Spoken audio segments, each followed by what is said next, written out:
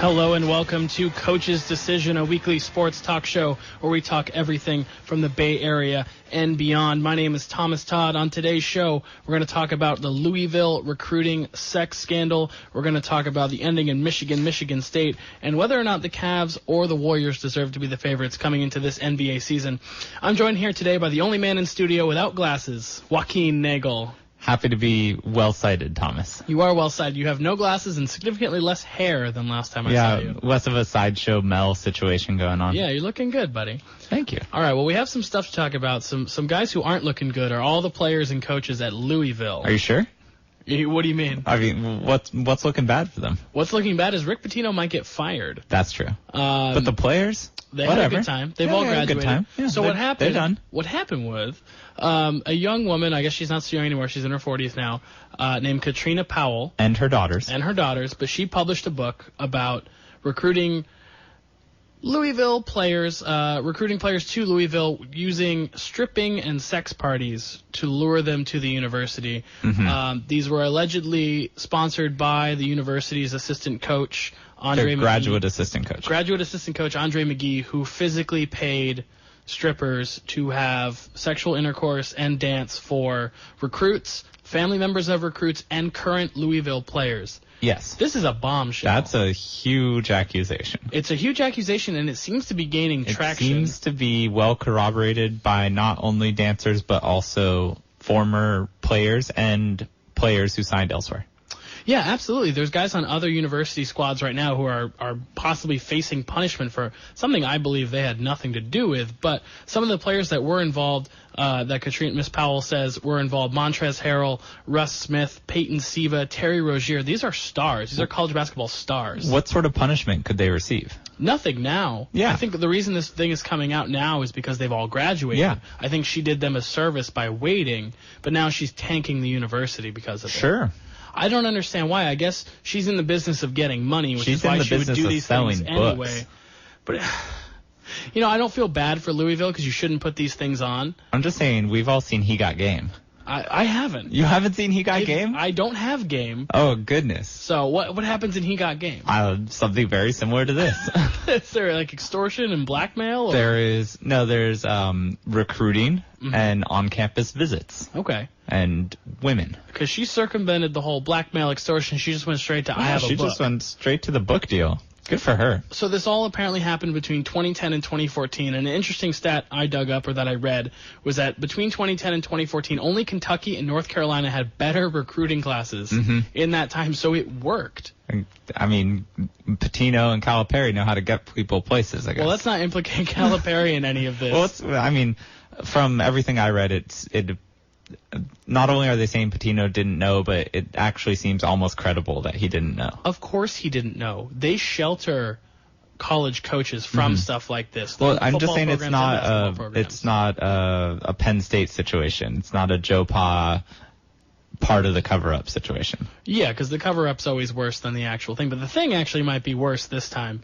No. I agree that Pitino did not know about this, but I agree that he probably set up a scenario in which he was distant enough from the situation that people operating not under his control, but under his employment would do this. And the problem is you're going to lose your job if the people under you mess up this badly. Let's just say college athletics is a joke anyways. So are you really that surprised or shocked? Like, are you appalled? This even implicates that high school athletics is a joke because the guys going on recruiting trips who are 16, 17, maybe freshly 18 are being exposed to this, which is pretty inappropriate. I imagine most of the parents of these kids... Well, not apparently the parents of these kids, because the parents of these kids are partaking. Well, did they name specific whether it was parents or was it brothers or cousins or friends? Like when they say family members, it could be anything. Yeah. It could be anybody. You could go up with your two buddies on a recruiting trip. Your older brother could take you, and he never made it, so no one ever wanted to throw him free strippers or free paid for relations with women he never met. It just seems to me that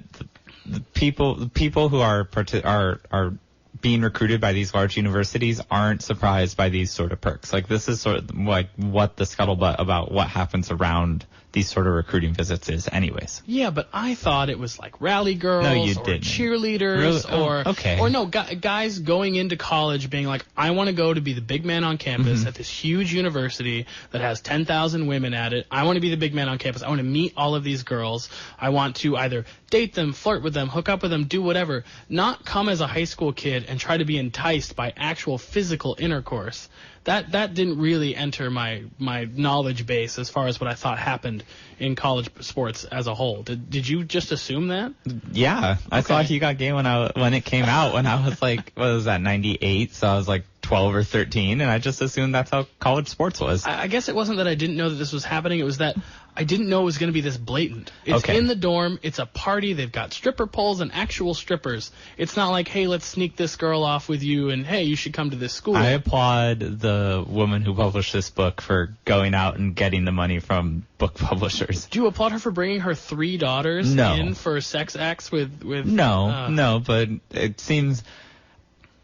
In economically depressed times, it seems like desperate measures, etc. Also, sex work is so deregulated; it's just illegal in the United States, and it's deregulated and it's unsafe. And there's a whole lot to discuss just when it comes to that. Yeah, one of these girls was 17 at the time. I mean, age of consent is 16 in Kentucky because it's Kentucky, but. Still, 17, isn't that young to be selling your daughter? It's crazy. What age is proper for selling your daughter? There is no age. But there's no age that's proper for any of this in this country. It just seems extreme. It seems like America's behind the times here, in my opinion. Well, we'll be sitting here next week talking about how Rick Pitino got fired, because I think that's what's going to happen, or at least some severe Maybe sanctions. he'll resign. Well, maybe he'll go back to the NBA. Maybe he'll be an assistant. You know what resigning means? Resigning means his boss showed up with 2 pieces of paper. One says you got fired. The other says you resign. Which paper does the guy usually pick? Well, if you're Pitino, can you get fired and just get your salary? Yeah, why not? So then, but his whole career's over. Yeah, well, he's never going to coach again anyways. Yeah, that's true. If he's never going to coach again anyways, just get fired and take the rest of the money on your contract. He wants to win titles, though. But he's not going to. All right, let's move on. No one's going to hire him. Yeah. Sorry. You have a story for us. I know you do. Yes. All right. So the NBA. So on a lighter side, or away from college sports. We're gonna make this one heavy. Let's just move away from college sports for a minute, so I can at least feel clean. When discussing sports. Okay. The NBA GM survey came out, and the Warriors were picked with the lowest percentage of any previous champion for winning the next year. Yeah, so they do this every year, right? This NBA GM survey. Only 17.9% of GMs picked the Warriors to repeat, which is maybe not the lowest, maybe the third lowest. Aren't only 17.9% of GMs any good? Do we have to bring up the list of names? Billy Kings and Flip Saunderses of the world. What was the guy in Orlando, Otis Smith or whatever his name was? These are the guys who get to Kevin vote. McHale trading KG, handing Boston a championship. These guys get to vote. Yeah. And, most of them are very smart, productive businessmen. They're the ones who have to scout these players. They're the ones who have to play against these teams and try to build their own roster. But how many people picked the Warriors last year in this survey? Few. Exactly. Well, my take is that it's not just that they're picking the Warriors less than they're picking the Cavs. It's that a drastic the Cavs have just a big advantage when it comes to coming out of the Eastern Conference. So last year, something like 70% of GMs picked the Cavs to come out of the East, and they came out. And this year, even a higher percentage of GMs are picking the Cavs to come out of the East. Only like one GM, I think, picked Chicago. Yeah. It was probably Chicago's GM. Yeah, right? And so that just shows you the Cavs just have a huge head start. They have a big advantage when it comes to being able to win the title by having a much easier path to the championship. But the Spurs came in, I looked at this, the Spurs came in at 25%. Do you think in the first year of trying to integrate LaMarcus Aldridge into their offense, they're going to have a better flow? They're going to be able to beat the Warriors in a playoff series or even beat the Clippers? So the Spurs come in at 25%, but they still came in lower. They only came in at 41%. Being picked to come out of the West. The people who like the Spurs really like the Spurs. Right. It's not that it's not that the general population likes the Spurs more than the Dubs.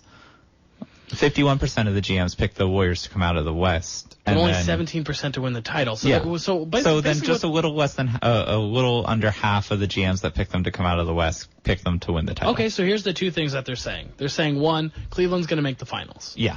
and that gives them an advantage to win a title, which I can kind of get on board with. Number 2 is they say that a healthy Cleveland team beats the Golden State Warriors. They are saying that. And that's a tough one for me.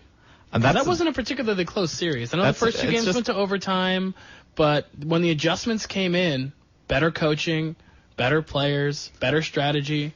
Well, the Dubs also just seemed out of sorts at the start of almost every series. They seemed a little, for me, it seemed like they were a little bit just wanting too much to put on a show in front of the home crowd, a little bit of pressing. There was a little bit of novelty to be where they've been, whereas the Cavs had sort of the leadership of LeBron to bring them through and to calm everyone down and to try to take over and control the pace. But what was so great about the Warriors in the playoffs was the adjustments. Yeah, they made the adjustments. That's what won them those series. And so going into this year, once they sort of have we've been here before, and they might not even get to the adjustments as soon. They might just be blowing teams out.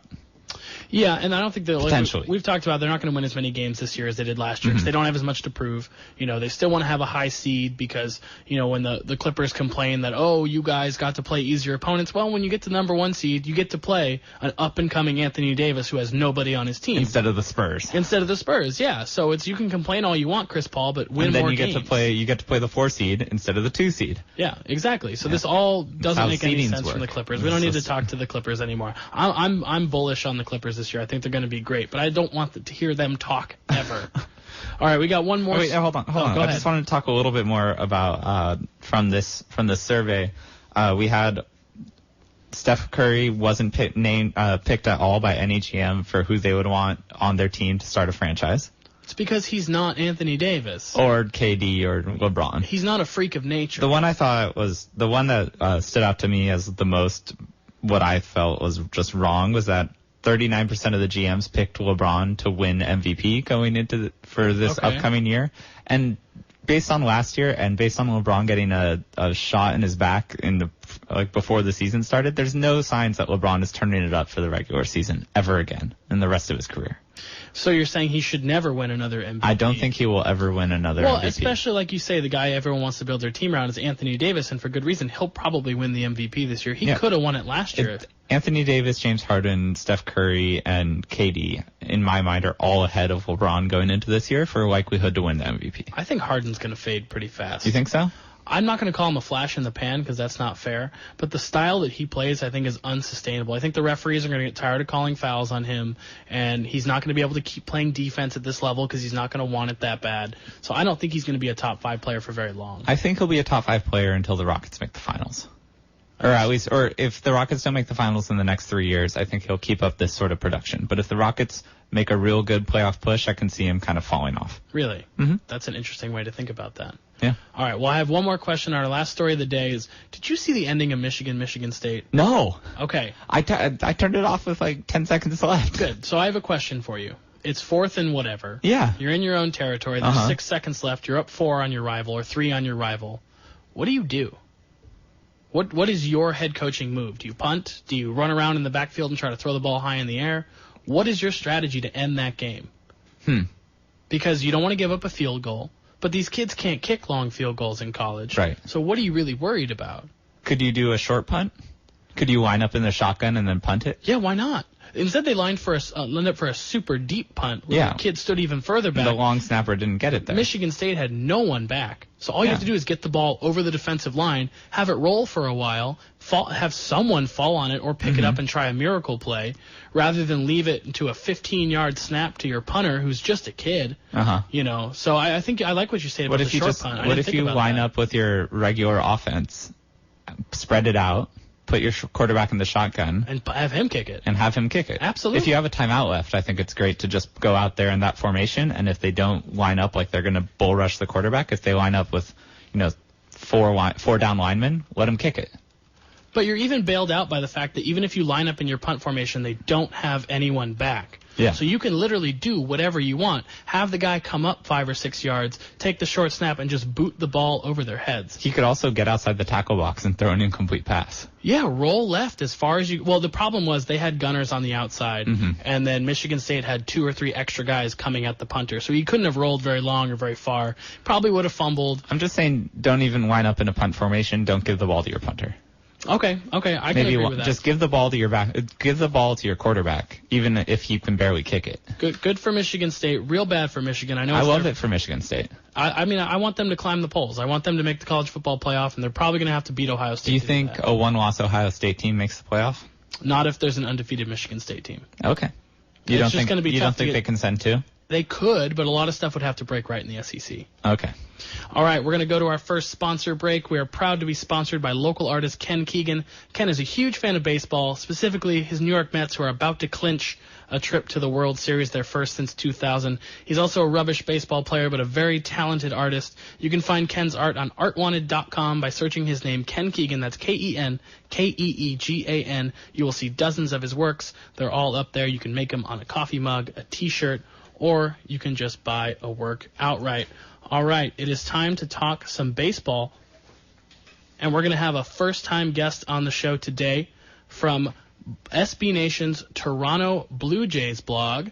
It is called BluebirdBanter. We have Tom Dakers. How are you doing, Tom?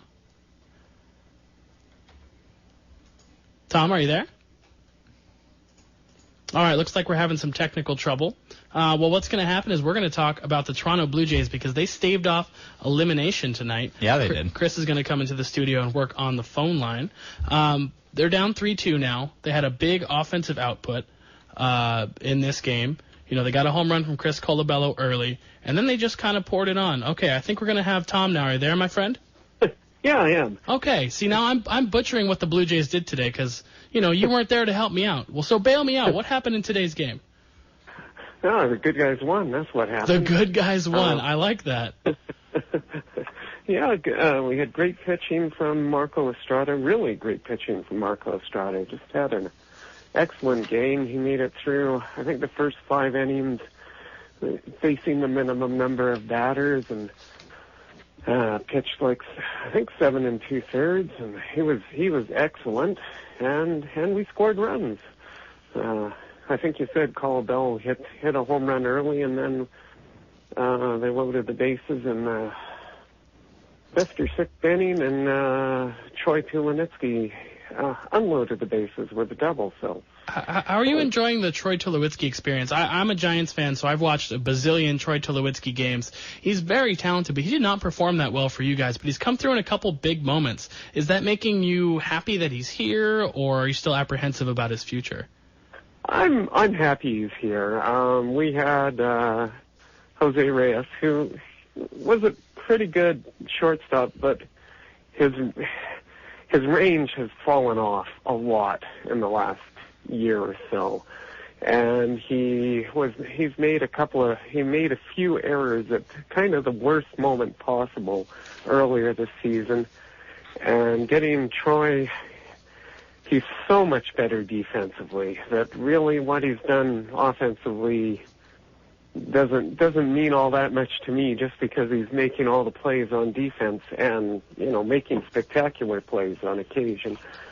But a home run. He had a home run earlier in the playoffs. That was great, and I'm enjoying watching him. Well, what does it say about this Blue Jays team that they lost 14-2? To go down 3 games or to go down 3 games to 1 or whatnot. They go 14-2 and then they come back and win a game like this where it's almost complete domination. Is that just because of the starting pitcher, or does that come from the coach or the whole team? Well, some was the starting pitcher. R.A. Dickey didn't have it yesterday, and once they kind of fell behind, it was he used the guys in the back of the bullpen who haven't pitched for days. By the back of the bullpen, you mean Cliff Pennington? Yeah, well, the very, very back of the bullpen. He threw a 91-mile-an-hour fastball. I bet he throws a lot of them to first base. Oh, man. And he threw a really nice slider a couple of times, too. He got out of the inning. I was impressed. I would have been more impressed if, we hadn't lost big, but it was kind of fun to watch. The players, they showed the players on the bench after he threw the first pitch, and it was, 91 miles an hour, and everybody was wide open mouthed watching. So at least there was one fun moment in that awful game. Yeah, the first full-time position player to ever pitch in the postseason, and he doesn't do so in the ALDS, does so in the ALCS.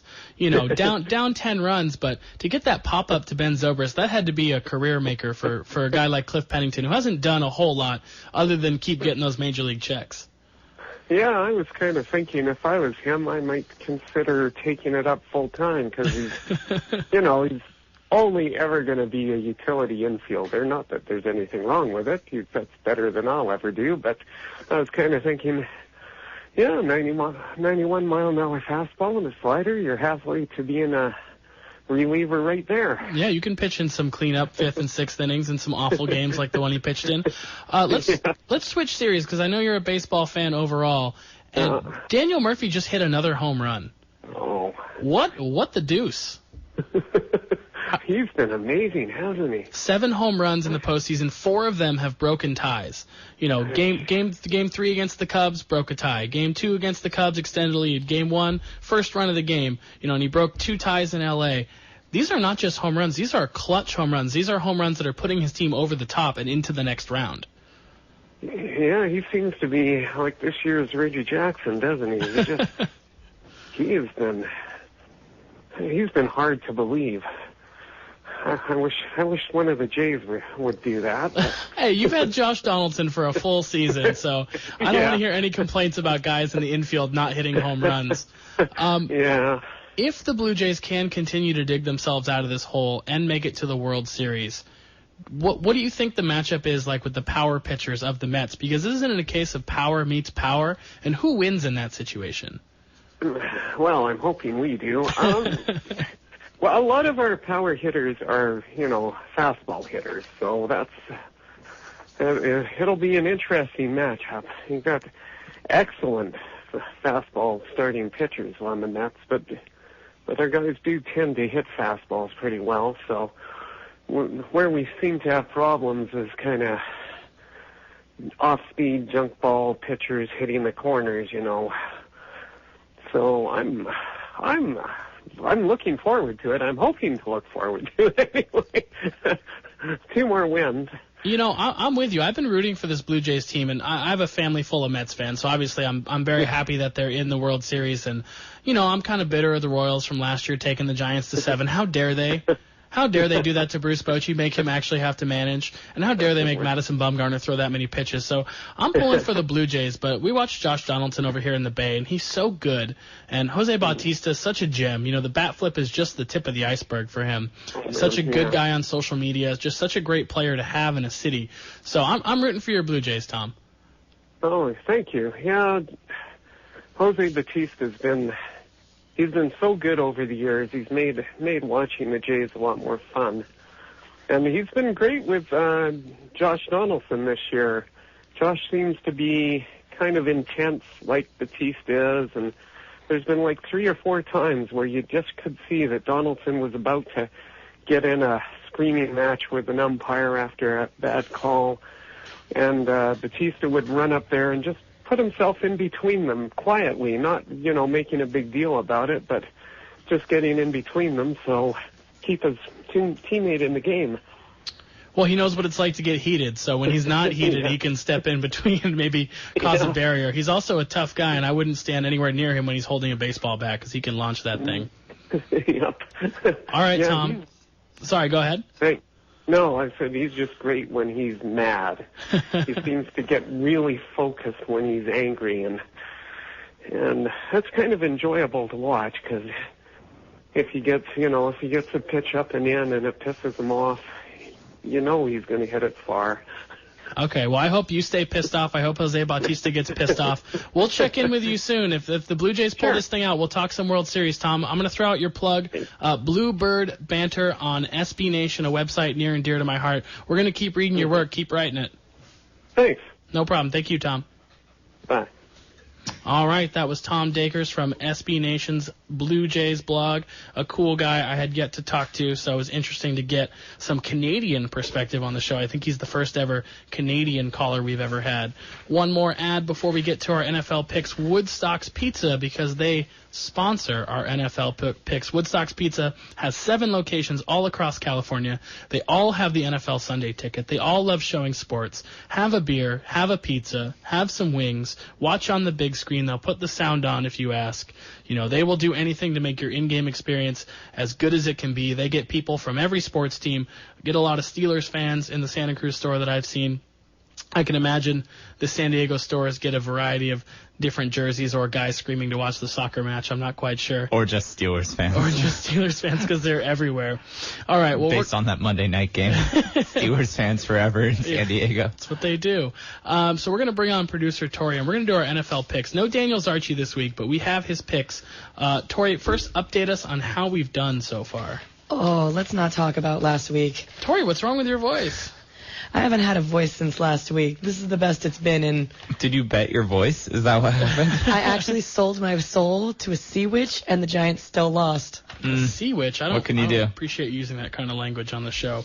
So with how the gang has been doing on NFL picks recently, can we say Woodstocks does something besides sponsor them? They definitely don't endorse our picks. They're helping us not have our wages garnished. How about that? Yeah. So Joaquin went 0-5 last week. Yeah. He went 0-0 the week before, so That's you are true. now... I'm 0-5 for the last 2 weeks. You are now 11-13-2. I was so close to over 500. That sounds like a me record. Yeah, that was about your record last week. Backdoor covers everywhere. Thomas is now at 13-16-2. Oh, that's still ugly. Danny is 14-15-2, and I am 14-14-3. So none of us are any good at this, but none of us are atrocious. I'm kind of digging that. All right. As long We're as we're somewhere in the middle. We're shooting for mediocrity. We're right where Vegas wants the betting public to be. Good. Let's just say that. Let's not tout ourselves as experts. Let's tout ourselves as average people. Before we get into our picks, I have a couple of questions. Did either of you see the Marcus Mariota quote-unquote dirty play by Olivier Vernon? No. Okay. Well, not the dirty part of it. He got rolled up by Olivier Vernon, and Vernon's actually been fined for this and another personal foul he committed. I'm starting to not like these guys get pushed and roll into the quarterback and injure their lower legs. It's the Tom Brady rule. But Ben Roethlisberger got hurt on it earlier this year, and we talked about it on the show. I don't think these guys should be fined for this. Anything that happens on the field that involves rolling, if you're not intentionally, you can't tell when someone's intentionally There's a difference. rolling. If you've been pushed, I think you're pretty much free to do what you want, or free take or gravity whatever into hit the ground. Centripetal force or whatever inertia keeps you going. So those were pretty good science words there, Thomas. Oh, I know. Kinematics. Can we bust that out? Atwood machines. I took physics. Once. One time I failed the AP physics test. The best and worst undefeateds. I want some 1 or 2 word answers from you guys. The undefeated teams are Broncos, Panthers, Bengals, Patriots, Packers. Joaquin, best and worst. Best, Patriots, worst, probably the Panthers. Wow. Okay. Tory? Yeah, I kind of want to lean towards the Broncos being the worst because I have no idea how they are undefeated at this point. Neither do they. Neither does Peyton Manning. He's slapping his helmet after every pick that he throws. He has no idea where the ball's going anymore. The Broncos defense is doing better than the rest of the Broncos. And who's the best for you? Probably the Pats, and I hate saying it. I do too, so I'm going to go with the Bengals. Because their offensive line is unstoppable. Oh, yeah. Well, they need to be unstoppable if Andy Dalton's just going to stand in. They have weapons now. They have an all-time great wide receiver in A.J. Green. They have Tyler Eifert, who's a ball-catching machine at tight end. They have 2 competent running backs. They're looking pretty good. Okay. Defense isn't spectacular, but they're in every game because they can score. You like Bengals, Packers for the Super Bowl? Bengals, Packers, Patriots, all those teams could be there. Heck, even the Cowboys could still get in there when Tony Romo comes back. But the worst, you're right, it's probably the Broncos. Cam Newton for MVP, anyone? Right now. Now, do numbers matter, or does performance on the field without having a supporting cast, does that factor into it? It should for MVP. Because Steve McNair used to get a lot of MVP votes because he was doing so much, not really putting up numbers, but he was carrying his team the way Cam Newton's carrying the Panthers right now. I have a Cam Newton stat for you, actually. Go for it. So his quarterback rating over the first 3 quarters is 37.1. He's 30th in the league. But in the fourth quarter, it's 94.1. He's the second best quarterback in the fourth quarter. What's up with Cammy Cam? What's wrong in the first 3 quarters? He has no weapons. Everyone's on IR. Yeah. I was listening to Pardon the Interruption today or yesterday, and Tony Kornheiser kept saying Greg Olson over and over again. Wilbon said he had no weapons. He just kept saying Greg Olson. And it's like, what's Greg Olson? Like the 7th best tight end in the league? The 8th best tight end? So that was ridiculous. All right, let's blow through some picks because we have a really cool interview coming up. So I'm going to start with you, Joaquin. 49ers getting 6.5 against Seattle on Thursday night. Picking with my heart and going with the Niners. All right. Why not? I got nothing to lose. Tory. This game is make or break for Seattle. Their offense is a hot mess, and if they can't beat the Niners, they're just gonna downward spiral. So I hope Seattle knows that, and I think they're gonna try and turn things around. So here goes nothing. Let's just say Seahawks. Who's Danny taking? Danny is taking San Francisco. Of course he is. So am I. Seattle's defense isn't that good. Baltimore, and the Giants are also outside the top 10. Kaepernick will have his 3rd good straight week, I promise, and he'll do enough to cover. Russell Wilson will not be able to get it done. I think the Niners might win this game outright. Next game, I'll start Eagles getting 3.5 against Carolina. Philly's in primetime again. I'm tired of watching NFC Philly. East, baby. I'm tired of this division, but I'm taking Philly anyway. Panthers are hanging on by a thread. Philly has a taste of first place. They're not going to give it up. Eagles win because they now know to give it to DeMarco Murray. Tory, who's Danny taking? Danny is taking the Panthers. He says good team versus bad team. Very good analysis, Daniel Sarchi. All right, Tory. I'm also taking the Panthers. I'm starting to believe in the power of the Panther. They're unflappable. They're hard-boiled. They're tough. And they are surprisingly resilient. And Joaquin, Cam loves the Oh, Panthers. yeah. If the Panthers are playing in one of the 3 national games, I got to take them. All right. Another game we have to pick. Cardinals giving 8.5 to Baltimore. Let's start with Daniel Zarchi. He's taking the Cardinals and says you can't make this line high enough. He says that every week, He says and every John week Brown they do will make get the line high 130 enough. yards and 2 touchdowns against secret agent Sharice White, right? Okay, and your pick? I'm also taking the Cardinals because the Ravens are floundering. Their quarterback is taking all the flack, no pun intended. Boy. Yes, pun intended. Don't hide, Tory. We know you. Their offense is a mess. They've got no direction, and they just don't stand a chance against Arizona. Okay, Joaquin. I'm taking the Ravens. You are. I knew you were going to. I could see that look in your eye, that Ray Lewis in Atlanta look. Oh, man. I watched a 6-minute video of him explaining that night today. Ooh. You need to watch that. Okay. So you're taking the Ravens plus 8.5. Any reason? 8.5 points is a lot of points. It is a lot of points. I'm going to take the Cardinals minus 8.5 because Arizona is either going to lose this game or win by 30 because that's all they know how to do. They either lose to a team they're favored against or they win by 30. Goodbye, Baltimore. Okay. So now some wild card picks. Joaquin, you start. What's your first one? I'm going to take the Raiders over the Chargers because I don't trust the Chargers to cover anything, really. What's the spread in that 4 one? points. 4 points. I looked at that one Raiders for a long getting time. 4. I like Also, it. I don't like the Chargers get the 3 points for home field, but There's no I don't home believe field. in their home field, so Yeah. I'm just taking those 3 points And you as know how many 3 Raider points. fans there are in L.A.? Probably A more ton. than there are Steeler fans. Yeah. Maybe. Tory? I'm going to keep going with Eli. Last game was terrible. Stop it. It was Keep doing it. They're playing the Cowboys, right? It was a terrible, awful, no good, very bad game. They know it. We know it. They're not going to throw away another win, not to the Cowboys and not to Matt Castle. Okay. My first wild card, I took Detroit plus 3 over Minnesota. It's the week of the home underdog. I'm taking the 49ers and Detroit. Detroit and Minnesota, neither of these teams stand out for me, so you take the points. What did Danny pick for his? Let's do both Danny's wild Danny cards. also took the Lions and no. said the Lions are frisky. Oh, man. So is Danny. Their record He's is on a date awful, right now. but they came against the best teams in the league. Like, seriously, if you look at who the Lions were playing, it sucked to be the Lions. And for they a should long have time. one more victory. Calvin Johnson fumbled on the That's true, half-inch against line. Seattle. Okay, Yeah. what's Danny's other pick? His other pick is the Browns against the Rams. Why? Why bet that game? Have the Rams won a game by 6 points all year? The answer is no. Their 2 wins were by 3 and 2 points. Okay, at least there's some logic. I looked at that game a long time. I also looked at the Lions, considering that they're better than their record. But I wound up taking Washington, giving 3.5 points to the Bucks at home because you're going to beat the Bucs at home, Yeah, and I the think Bucs by more aren't than a bad. field goal. The Bucs aren't bad. I don't know about that one. I labored over this game, and I actually switched my pick a couple of times, but I'm back on Patriots -9 over the Jets. You know, the Patriots defense is pretty good. Their The offense Jets defense great. is pretty The good. Jets defense is elite. They're really good. But Bill Belichick hates the Jets. I know it's not Rex Ryan there anymore, but he has hate in his heart. And it took a weird play for his hatred to play itself out in Indy, but I think it really ramps up this week. The Jets have played nobody. Here's who they have played. A team that fired its coach, Miami. One trying to find a way to fire its coach, Indy. One that should fire its coach, Washington. And one that has the most overrated coach, Philly.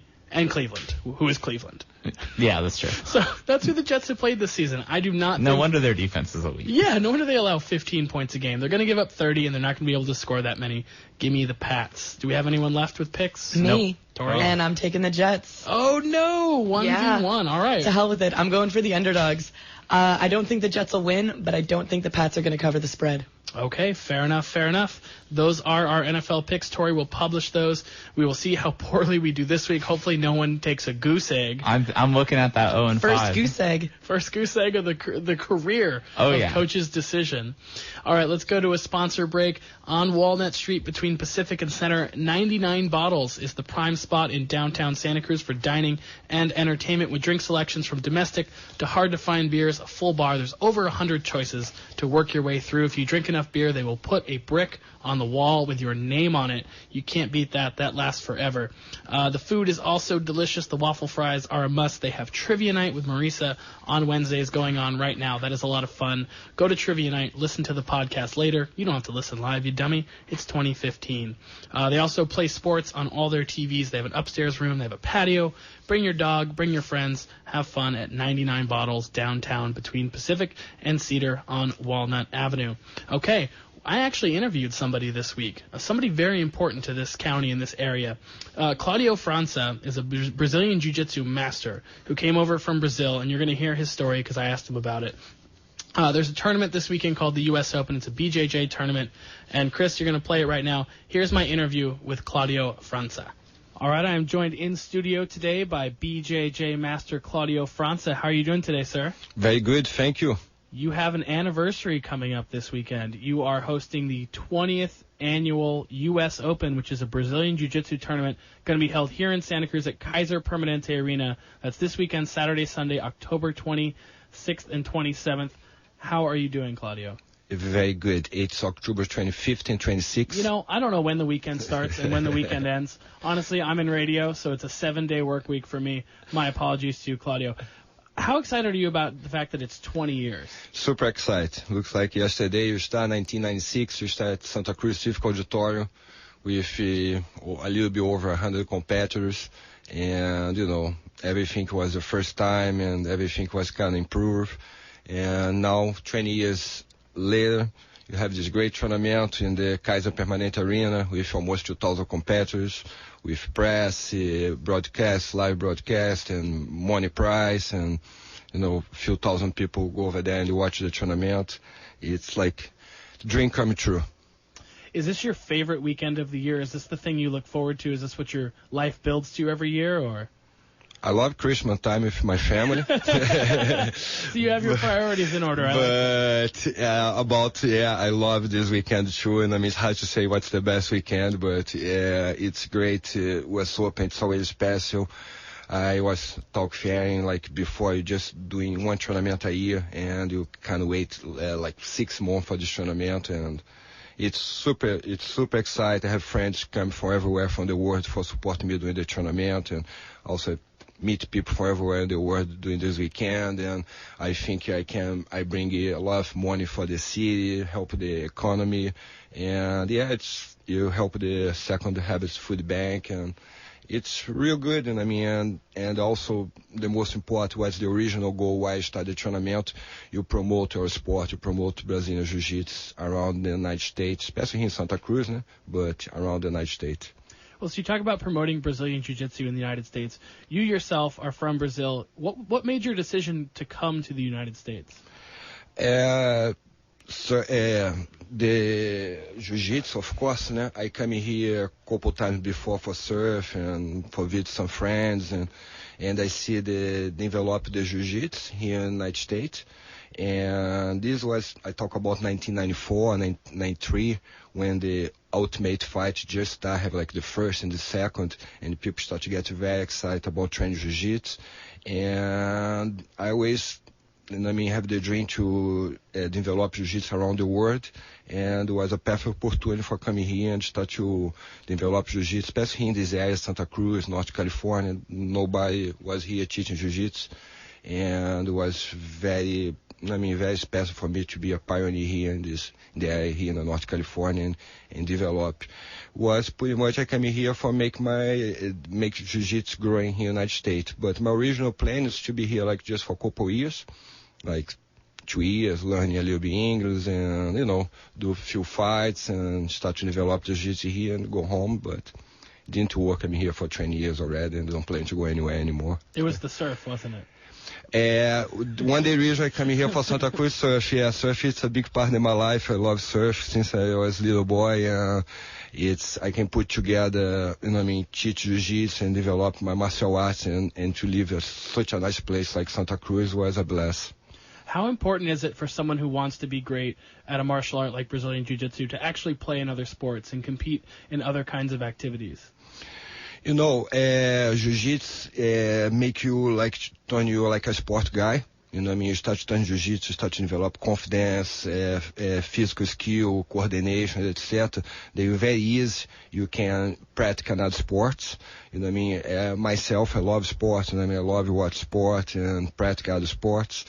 But I think if you want to be real good in jiu-jitsu and very high level, less you practice other sports is better. Because, if you start to surf too much, start to play soccer, and etc., I think it take away a little bit for training.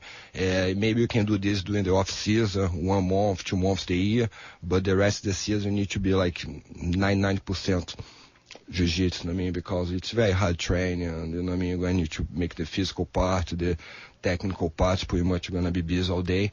And, if you start to put energy in other sport, I don't think it's going to help too much. Well, it's too late for me then because I play way too much basketball. So what age should kids start to get into BJJ? What do you recommend to start training if a kid wants to get in or if you want your kids to get in? Jiu-jitsu, we start to take the kids at our schools if 4 years old. I think early is better because it's one sport that is going to help you in the future with any other sport. I was reading an interview with Kelly Slater, like the world champ surfer, and his son doing jiu-jitsu, and he was telling, in his opinion, jiu-jitsu is the best sport for be the first sport for the kids. Because over there when you train jiu-jitsu, you gain confidence, you develop a lot of coordination. You feel good about contact, to be together, to have physical contact with other kids. And then when you play soccer, football, basketball, you're not going to be scared of the contact. So after 4 years old, it's helped a lot. I did jiu-jitsu when I was a kid. Helped me social with my family, with my friends at the school. Help you at all the aspects of their life. What is your favorite age to teach? Because teaching is a big part of what you like to do in Brazilian Jiu-Jitsu. What's the best age? What's your favorite class? My favorite class is the woman self-defense. I love to teach ladies to defense, like against attacks and etc. Everything's fun. I don't teach more kids, but kids class very challenging. Have 15, 20 kids. It's very hard, but it's the class you never leave the class sad. Always happy. It's hard. You get, you get a little bit stressed out during the class because the kids don't listen. But then the class always happy and good mood because it's great to teach kids. Adults, I like to teach adults too. I like to teach high-level athletes, competitors. It's pretty fun. It's always fun. I like to teach. I don't like to be in my office and doing the business, the school business. But the teach part, it's real fun. The adults are more likely to cry than the kids anyway. Who is the best BJJ practitioner you have ever seen? Did I ever watch compete? And when I was my blue belt time, purple belt time, my big island jiu-jitsu was Rickson Grace. It's when my early 20s, he was the guy, he was the man.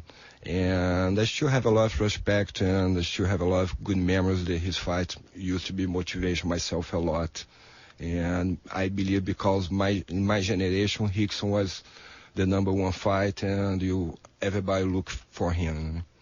The Gracies are fantastic. What was it like just knowing, the first family, the family that really brought it to the United States and really is the tree that everyone has branched off from? What was it like just knowing the Gracies? It's good friends. I have a lot of good friends in the family. It's a big family. It's hard to meet everybody, but I taught before at grade school in Brazil for a few years. And they are great people. They are fun people to hang out and tough people. I mean, guys, yeah, it's very enjoyable and I'm very happy to have this opportunity to be good friends in the Grace family. Renzo Gracie was always one of my favorite fighters. He was also one of my favorite talkers. He gave a really good interview. He was always really pumped up for his fights. Well, let's promote you. You have gyms in San Jose, Watsonville, and Santa Cruz. If you want to train Brazilian Jiu Jitsu in the Central Coast area all the way up through San Jose, you have to train with Claudio Franca and his people that he has. We're also going to re-promote your event this weekend, October 24th and 25th. I got the dates right this time at Kaiser Permanente Arena. It's a 2-day event. And once again, it's the 20th anniversary, so this is going to be real special. We're going to head down there this weekend, have KSCO represent. Thank you, Claudio, for coming on. Thank you. And anytime I have opportunity to talk with Jiu-Jitsu, you can contact me. And thanks a lot for the opportunity to promote our Jiu-Jitsu tournament. I hope I see everybody over there in the Kaiser Permanente Arena. Also, if you cannot make, if you want to watch on the broadcast, just go to the website bjtour.com. And you're going to have live and free broadcasts over there. You guys can check it out. I hope everybody have fun. And we'll have that see you link, next time. We'll have that link posted on the Facebook for sure. Thank you, Claudio, once again. Thank you. All right, that was me with Claudio Franca, a really interesting discussion, a very interesting man. I can't wait to go to that tournament this weekend. That's going to be a lot of fun. Before we get into Tory topics and close out the show, please, you can support our show by going to fanatics.com or fansedge.com. You can search through thousands of NFL, college, and every other league's sports items to buy for your family. Christmas is around the corner. Unfortunately, I hate it, but I know you guys have to buy gifts. Scrooge. I am Scrooge. But go to our website, Coach's Decision KSCO. There are links in every article Tory posts to fanatics.com and fansedge.com. If you click through them, we're going to get some well-earned and hard-earned advertising dollars. So if you need to buy a sweatshirt or a hat or a coffee mug or anything sports memorabilia related, please click through our site, coachesdecisionksco.com, go to fanatics.com and fansedge.com, and spend some of that bonus money you'll be getting from your boss, I hope. They have ugly Christmas sweaters of your favorite sports teams. Okay, I can get on board with that. I need a Michigan State ugly Christmas sweater. I think the New York Giants are an ugly Christmas sweater, right? Pretty much. Already. Every hockey jersey is already an ugly Christmas sweater. Except for the Blackhawks, even though that one's cool looking but racist. All right, we're going to go on to Tory topics where we get a little ridiculous with the show. We don't have much time.